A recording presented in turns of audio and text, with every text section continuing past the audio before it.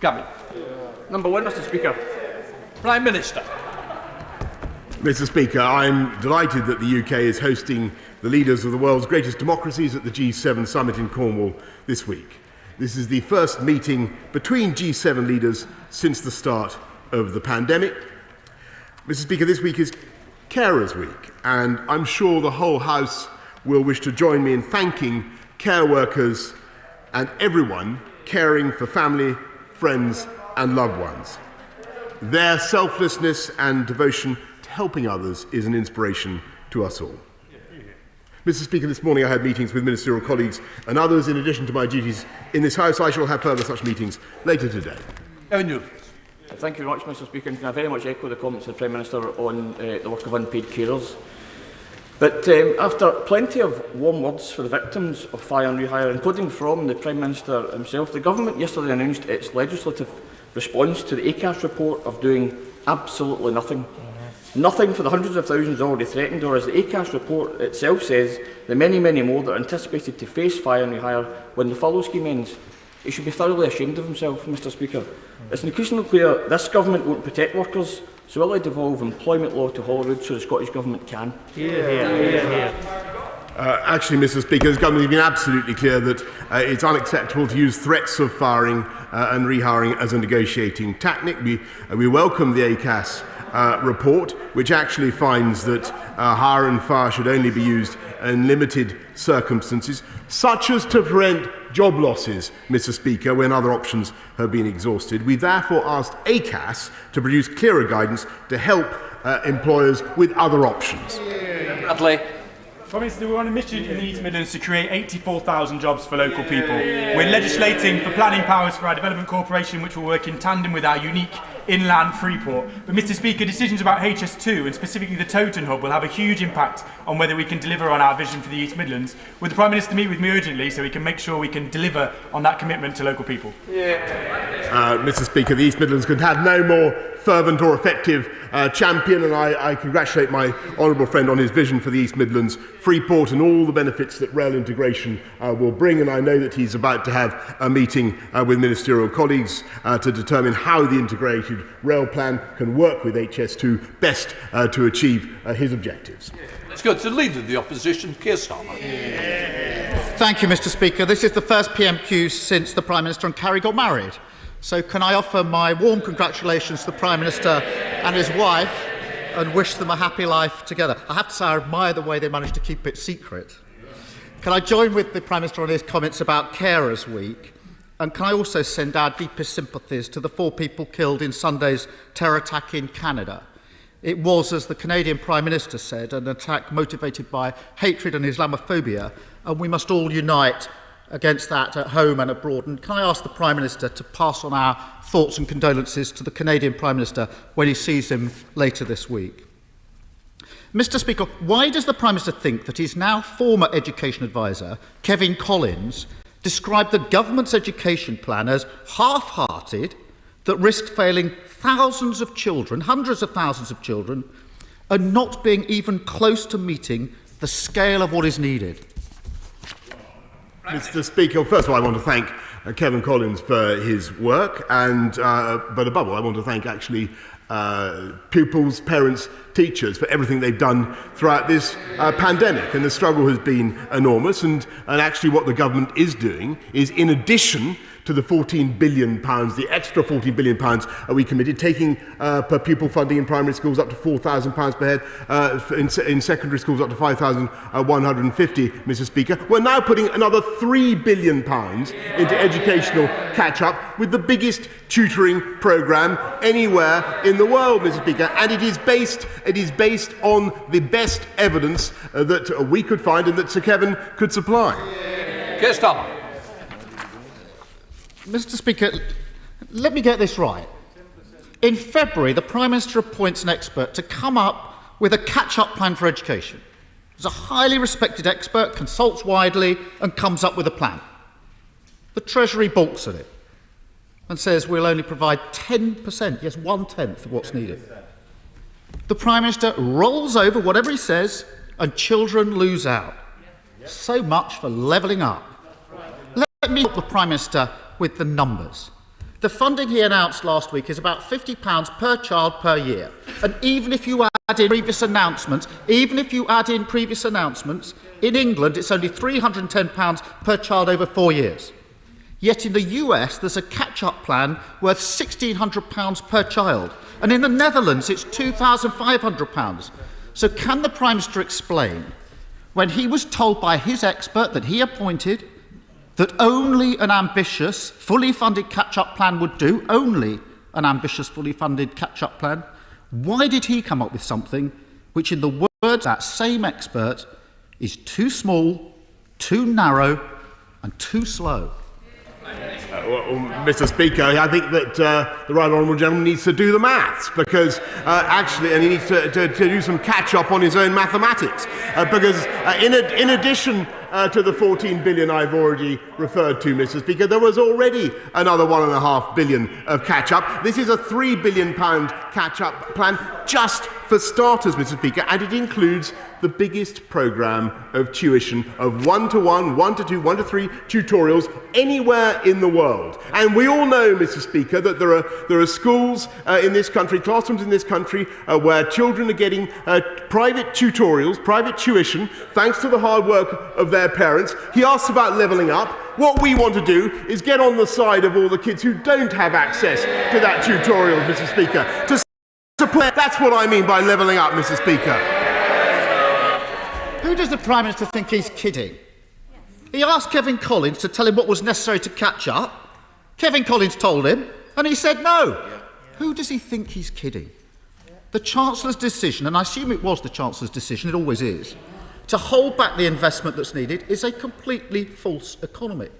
The long-term costs are likely to be at least £100 billion, probably more, and who will be hardest hit, Prime Minister? Kids from disadvantaged backgrounds. Mr. Speaker, if the government doesn't change course, this will hold Britain back for a generation. And here's the difference between us and them.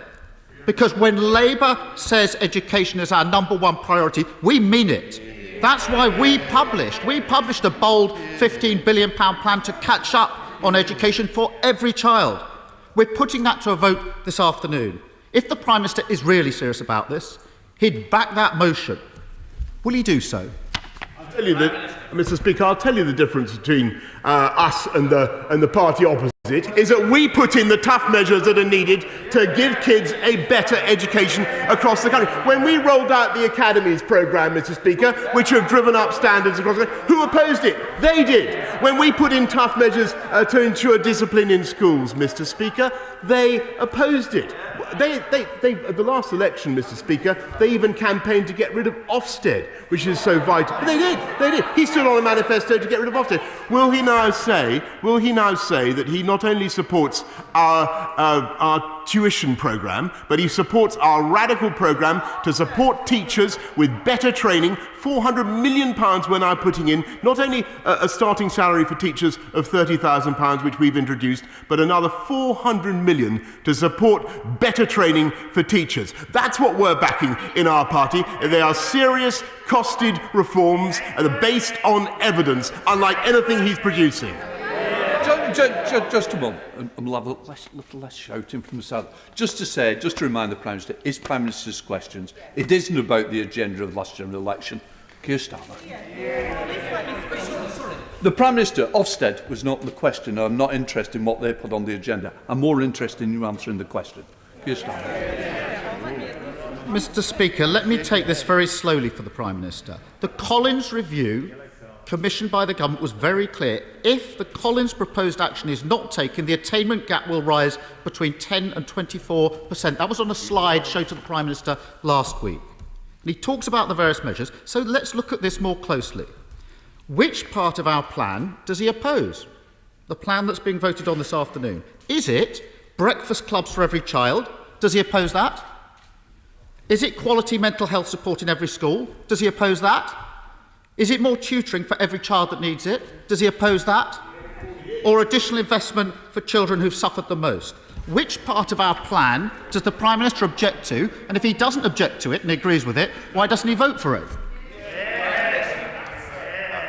Mr. Speaker, I think I'm, with great respect, Mr. Speaker, I do think I'm entitled to draw attention to what the Labour Party stood on at the last election, and that was, and they haven't yet repudiated it, they did want to get rid of Ofsted, Mr. Speaker.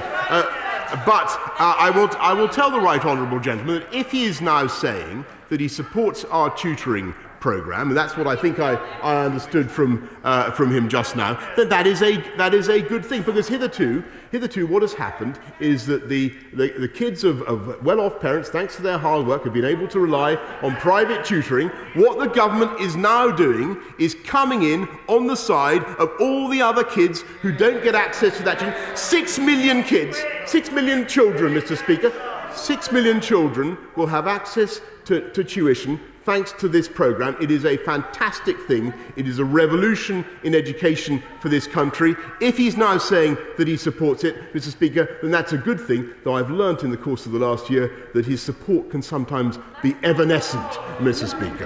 Keir Starmer. Mr. Speaker, he pretends he's here for the other kids. The report says the attainment gap will go up between 10 to 24% if the action isn't taken. He's just rejected it. How can he be on the side of the other kids? Come off it. We've been here before. Free school meals, U-turn, exams fiasco, U-turn, now catch up. The Prime Minister's been all over the place when it comes to education. And he's on the wrong side of it again. Mr. Speaker, I now want to turn to this week's G7. This will be the first major summit of since the recovery. The UK needs to lead, not just to host. The priority must, of course, be a clear plan to vaccinate the world. As the Delta variant shows, nobody is safe from this virus until everybody is safe. The Prime Minister has made big promises on this, but it needs a truly global effort to make it happen. So will the Prime Minister take the lead at the G7 and do whatever is necessary to make global vaccinations a reality? Yes, indeed, Mr. Speaker. And actually, I think what the people of this country also understand is that not only were we able to give one of the first authorisations for the AstraZeneca, the Oxford AstraZeneca vaccine, but also, thanks to the deal the government did between the Oxford scientists and AstraZeneca, we were able to ensure that 1 in 3 of the 1.5 billion doses that have been distributed around the world are the Oxford AstraZeneca vaccine. That is global Britain in action, to say nothing of the billion vaccines that we hope to raise from the G7 this week. Keir Starmer. Mr. Speaker, that would sound a lot better if the Prime Minister wasn't the only G7 leader cutting his aid budget. I hear what the Prime Minister says about vaccines, but we also need clear global agreement and global funding. Hundreds of former leaders, businesses and development groups have called for exactly that kind of leadership at the G7. And that's what we need to see from the Prime Minister this weekend. Mr. Speaker, the G7, bilateral discussions with President Biden and the possibility of a new government in Israel also provide a real chance to restart a meaningful Middle East peace process. The appalling violence recently, which killed 63 children in Gaza and 2 children in Israel, shows just how urgent this is. For too many people in Palestine, the promise of an end to the occupation and a recognised sovereign Palestinian state feels more distant than ever.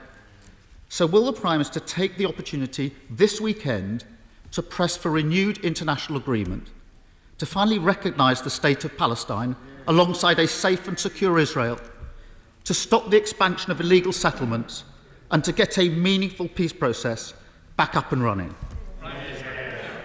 Mr. Speaker, it's been a long-standing objective of this government, and I think it's common ground across this House that the solution for the Middle East peace process is a two-state solution. We continue to press for that, and I've made that position plain in my conversations both with the Palestinian Authority and, of course, with Israel. Mr. Speaker, he attacked the government, I think, for failing to be sufficiently ambitious in our overseas aid spending. I think I heard him say that in that compendious question. And let me just tell him, well, he's gesturing at these benches, Mr. Speaker. Under this government, we've spent more, and we continue to spend more than Labour ever did.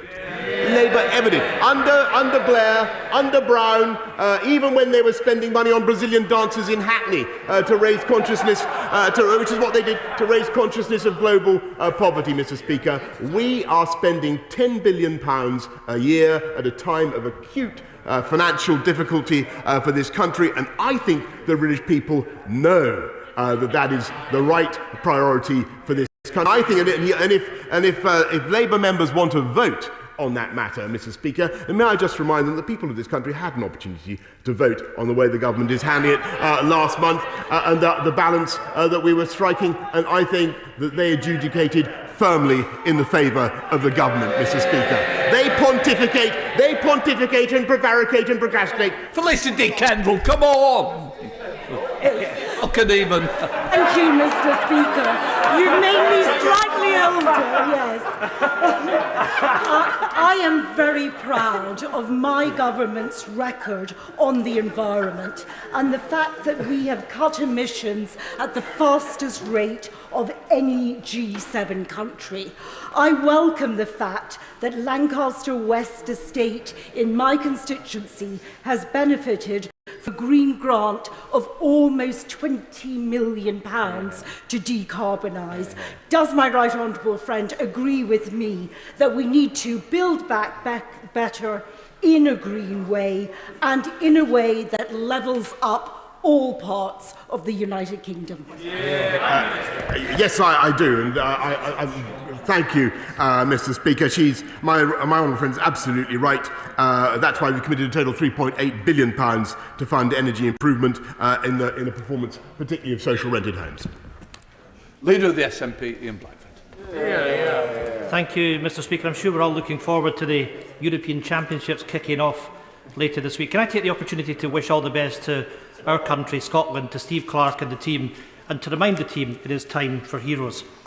Mr. Speaker, later this week the Prime Minister will walk into the G7 summit as the only leader, Prime Minister, cutting development aid to the world's poorest. At the very moment when global leadership is needed more than ever, this Tory government is walking away from millions still struggling from the COVID pandemic and a poverty pandemic.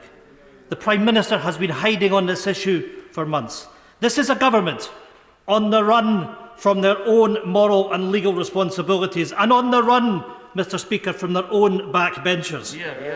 But the Prime Minister can't hide from this issue any longer, and he can't run from democracy in this House.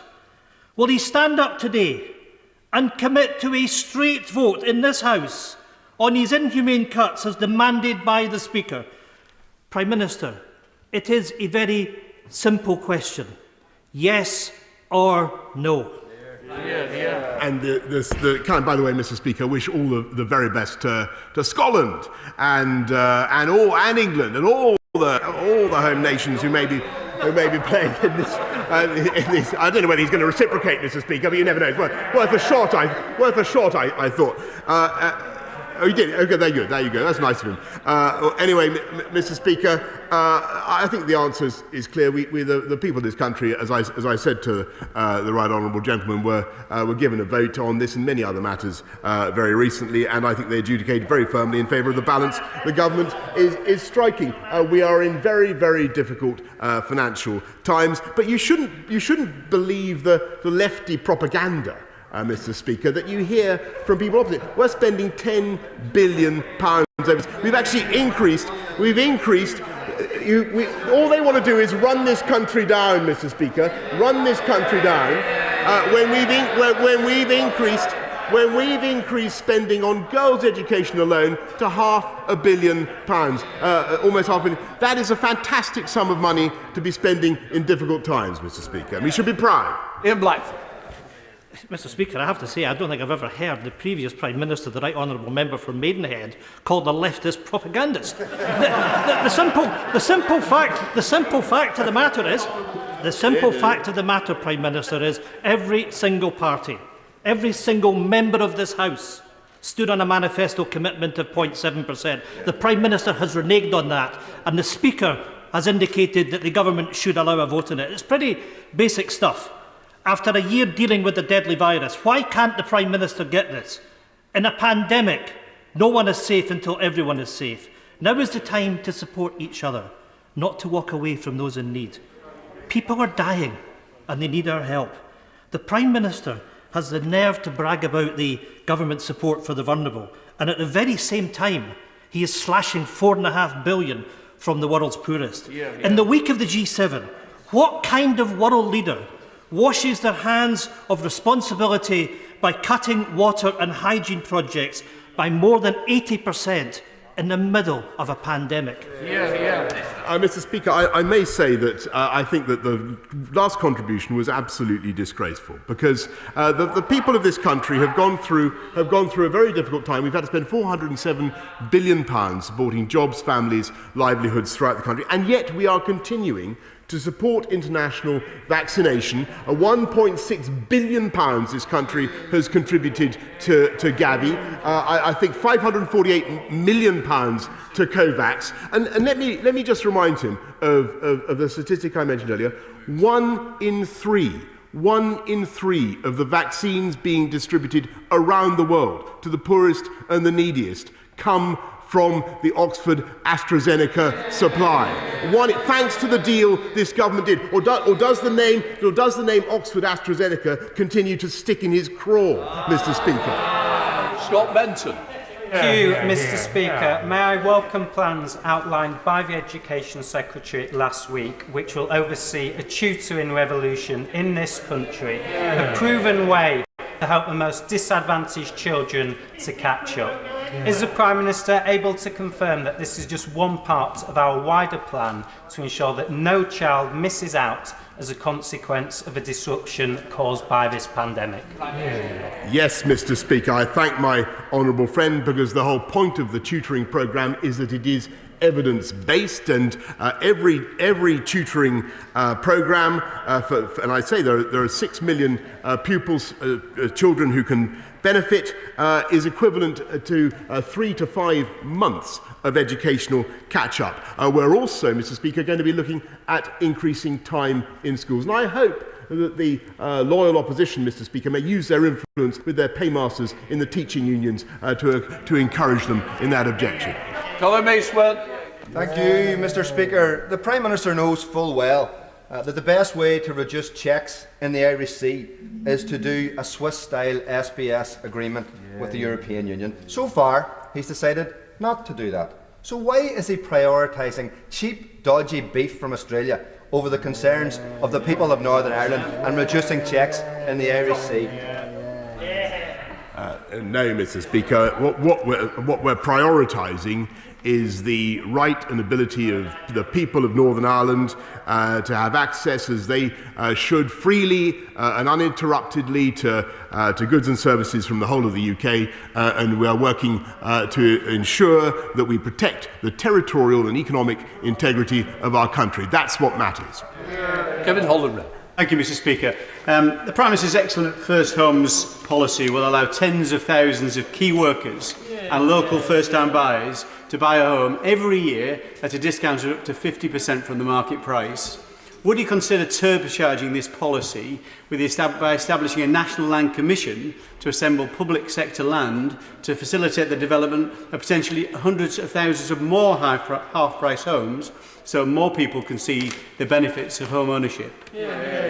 I thank my honourable friend. Last year we delivered the highest, in spite of the difficulties we face, the highest number of homes for over 30 years, but his point is an extremely good one, as all honourable members know. We must find better, faster ways of releasing publicly owned land, brownfield sites for development, and that is exactly why we're looking at the suggestion he makes. Barisha. Mr. Speaker, the Prime Minister, in his very first speech, mentioned levelling up. My constituents want to know when it's going to start. The fact of the matter, and I understand that he's lived a life of privilege and doesn't know much about the pumped state sector. He knows a lot about the private sector in education. What are the markers for success? He's head of his own Industrial Strategy Council, says he's levelling up with these resources, with this management team, will not work and will not be successful. My local Kirklees Council says it's so complex, nothing is flowing down to the grassroots. When will we see the first signs of genuine levelling up in our country? Mr. Speaker, I think that what you're seeing across the country is people responding to massive investment, £640 billion programme of investment in roads, in schools, in hospitals, in policing, that bit by bit is transforming people's lives, hopes and opportunities. And that is fundamentally the difference between his side of the argument and ours. We believe that there is talent, genius, flair around the whole country, but opportunity is not evenly distributed. And that is our ambition, and that is what we are doing with our campaign to levelling up. If he's now saying, by the way, that he supports what we're doing on the tutoring revolution, because I know he's a great educational expert, then I'm glad to hear it. Brendan Clark. Thank you, Mr. Speaker. My constituents in Bassetlaw have been the victims of illegal encampments, most recently at Far Park in Worksop, where local taxpayers have been left with a clean-up bill running into thousands of pounds, and residents have been left feeling powerless following a sustained period of antisocial behaviour in the locality. Can the Prime Minister tell us what steps we are taking now to ensure we stop this from happening in the future and allow residents and local authorities to take back control of trespassing? Well, Mr. Speaker, the Police, Crime, Sentencing and Courts Bill, my honourable friend will be pleased to know, introduce a new criminal offence where a person who resides or intends to reside on land with a vehicle and without permission has caused or is likely to cause significant damage or distress can face new penalties, Mr. Speaker. And guess who voted against that bill on a three-line whip? Does anybody know? It was the right honourable gentleman and his entire party. Ian Hamilton. Mr. Speaker, a few years ago, one of my elderly constituents with late-stage dementia was married by a man who'd befriended her. Upon her death, the man subsequently inherited the whole of her estate because under the law stands, their marriage had revoked her previous will. Hundreds of people since then have contacted me citing similar experiences, but 3 registrars general have refused to meet me to discuss it. So will the Prime Minister now act to bring this cruel exploitation to an end? Well, I thank the honourable gentleman for raising the concern that he has and the injustice that he mentioned. I will make sure that he gets a meeting as soon as possible with the relevant minister in the Justice Department. David Jones. Mr. Speaker, according to newspaper reports, the European Union are unhappy with the negotiating style of the Right Honourable Lord Frost. But does my right honourable friend agree that, in fact, Lord Frost is doing a superb job negotiating in the national interest? And does he further agree with Lord Frost's assessment that the Northern Ireland Protocol, as currently applied, is unsustainable and that matters would be considerably easier if the European Union were to adopt a more pragmatic approach rather than the purist approach they're adopting at the moment? I thank my right honourable friend, and I agree with him completely, because I think that David Frost, Lord Frost, is doing an outstanding job, and I venture to say, Mr. Speaker, he is the greatest Frost since the Great Frost of 1709, whatever it was. Andrew Gwynn. Thank you. The Prime Minister has seen his advisor on ethics and standards resign over his failure to uphold the ministerial code. He's seen the head of the government's legal department resign over his failure to uphold international law. And he's seen his advisor on education catch-up resign over his failure to provide proper funding for children. Why does the Prime Minister think this keeps happening to him? Mr. Speaker, I'm indebted to everybody who serves the government in whatever capacity. We have a lot of very tough decisions to make, but we will continue to get on with delivering the people's priorities. And by the way, we will continue to ensure that we deliver value for money, that we don't waste taxpayers' money, and that ministers follow the ministerial code. Theresa May. Thank you, Mr. Speaker. In April 1989, 96 Liverpool fans were unlawfully killed at Hillsborough. Yet nobody has been successfully prosecuted for their part in those unlawful killings. The most recent trial collapsed because although it was accepted that police evidence had been altered, because it was evidence to a public inquiry, it did not constitute perversion in the course of justice. Will my right honourable friend urgently look at the ramifications of this judgment for current and future public inquiries, and ensure that in future people are given the justice that has been so cruelly denied to the families of the Hillsborough 96? Mr. Speaker, I thank my right honourable friend for her question, and of course the families of the 96 who died in the Hillsborough disaster and those who were injured have shown tremendous courage and determination. Now, my right honourable friend raises a particular issue about the recent court case and asks for a review of the law, and I can give her the assurance that we will always consider opportunities to review the law and how it operates if necessary, and we will certainly be looking at the case she describes. Let's go to Peter Grant. Peter. Thank you, Mr. Speaker. In just over 3 years, the directors of Blackmore Bond plc took £46 million of other people's money and made it disappear. Around 2,800 small investors who the directors promised that money would be secure now face losing everything. Most of the money, around £26 million, was only taken by Blackmore Bond after the Financial Conduct Authority had compelling evidence from an expert witness who told them he thought the company was breaking the law, but before the FCA took any decisive action. How many more scandals like this will it take before we have a regulatory environment that's fit for purpose and offers our constituents proper protection against investment scams? I thank the honourable gentleman for raising the case he does. I'm afraid, Mr. Speaker, I have no advance notice of it and can't comment on the case in question, except to say if you will send me details, we will get back to him as soon as we can. David. I'm delighted that Southend-on-Sea has now been given the opportunity to become a city. But in the 50s, 60s and 70s, 1.5 million ladies were forced to give up their babies for adoption. By any standards, that was cruel, and the hurt is still felt by those ladies today. So will my right honourable friend agree with me that an apology should be given and an acknowledgement that forced adoptions was wrong by all those involved in the process? Mr. Speaker, I echo my right honourable friend's sentiments about Southend, but also what he says about those who've been affected by forced adoption. The practices that led to forced adoption can't now occur because the law protects both parents. He asked for an apology, Mr. Speaker, and I can tell him that the agencies involved in forced adoption in the past have apologised for their role, Mr. Speaker, and quite right too. Let's go to Ian Lavery. Ian. Thank you, Mr. Speaker. As eloquently highlighted by my right honourable friend, the Leader of the Opposition, recent reports have revealed that during the pandemic, the loss in learning has been absolutely catastrophic. The North East is once again sadly trailing the field, and in some subjects more than double the loss in other regions. The attainment gap, which has been mentioned, between the most and least affluent areas is set to grow potentially at 10 to 24%. That's desperate, you know, really desperate.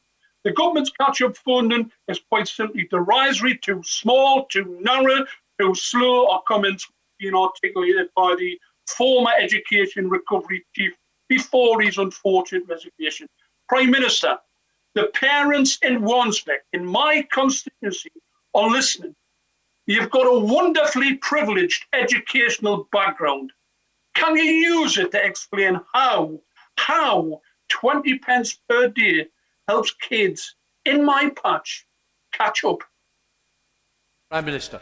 Mr. Speaker, I can tell the honourable gentleman that he's, again, I'm afraid what he's saying is completely wrong. The sums are huge that we're already investing in education, and we've announced the £3 billion additional package of catch-up, including the biggest, not just investing in teacher training, another 400 million to help teachers improve their qualifications as they go up the ladder, but also the biggest tuition programme in the history of this country, the biggest anywhere in the world. And that will make a huge difference to young people in Wansbeck and across the country. Many kids are getting private tuition at the moment, Mr. Speaker. Loads aren't.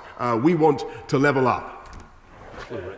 Mr. Speaker, recently I met with Gianni Singh, who founded the Sikh Helpline 25 years ago and is based on West Bromwich High Street. We met to hear about the fantastic work they've done over the years supporting the community with advice on issues such as hate crime, domestic violence, bullying, mental health, addiction and more. Will the Prime Minister join me in thanking Gianni G and their team for their work and wish them the very best of luck with their 350-mile charity bike ride from Edinburgh to West Bromwich next month? I thank my honourable friend for raising the important work of Sikh Helpline UK, and I'm very happy to join her in wishing Johnny Singh and her team the very best of luck for their charity bike ride, Mr. Speaker. Jonathan Edwards. Mr. Speaker, Brexit is quickly turning into a story of betrayals. Firstly, it was the Northern Irish Unionists, then it was the fishermen, and now our farmers face a skewed trade deal with Australia. The big question, therefore, is who comes next? Considering that the Trade Remedies Authority want to cut the protections on a half of steel products previously protected by the EU, are our steel industry and the vast supply chain they sustain next in line? Yeah. No, Mr. Speaker, but can I just suggest to the honourable gentleman that once again he is completely missing, I think, the dynamism and optimism of so many people I meet in the agricultural sector who see opportunities for Welsh lamb and Welsh beef around the world. Why isn't he thinking of this as something as an opportunity for exports, Mr. Speaker, instead of cowering in this way? Welsh lamb, Welsh beef, Welsh farmers can do brilliantly from the deals we are opening up around the world, and he should be championing Welsh agriculture and Welsh produce. Thank you, Mr. Speaker. In East Surrey, I've been working with brilliant parish councils in Smallfield, Burstow and Horn to ensure we can get a better balance on HGV movements, allowing local businesses to thrive, but also ensuring that residents feel safe. I welcome the government's work to clamp down on moving traffic offences, but would the Prime Minister also consider taking another look at the powers of the Traffic Commissioner to ensure that we can find this balance? Prime Minister. Yes, Mr. Speaker, I thank my honourable friend for raising this point. Traffic enforcement outside London can only be undertaken by the police, but I will certainly look at the role of the Traffic Commissioner in the cases that she describes. Thank you very much, Mr. Speaker. Our greatest national asset, best of this country, record increase in funding, saved my life, no question, my number one priority. All things the Prime Minister said about our NHS.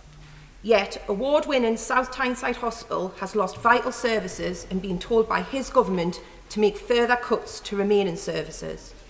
Later today, I'm presenting a petition on behalf of over 40,000 of my constituents against these cuts. Like me, they want him to help us save our hospital and show for once that he is able to match his rhetoric with some action. Will he?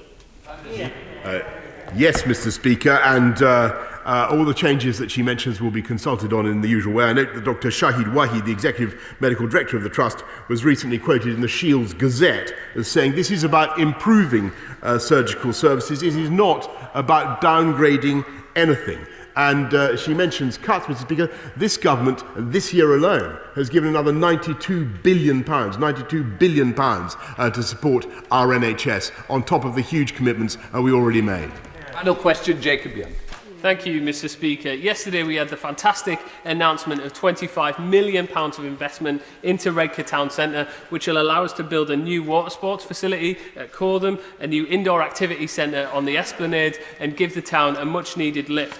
I'm working with the Council on other bids for Eston and TS6 area, but in the meantime, can I invite the Prime Minister to come to the mighty Redcar and see our plans for levelling up our area, and I'll even treat him to a lemon top. Thank you. Well, Mr. Speaker, I thank you, my honourable friend, who is a fantastic advocate for the people of Redcar, and thanks, at least partly to his advocacy, we've announced a towns deals to benefit Redcar. The Levelling Up Fund will help secure local investment in infrastructure and communities in Redcar, and as and when my diary permits, Mr. Speaker, I will be thrilled to come and join him for what I think he described as a lemon top. On that basis, I'm now suspending the House for 3 minutes to enable necessary arrangements to be made for the next business order.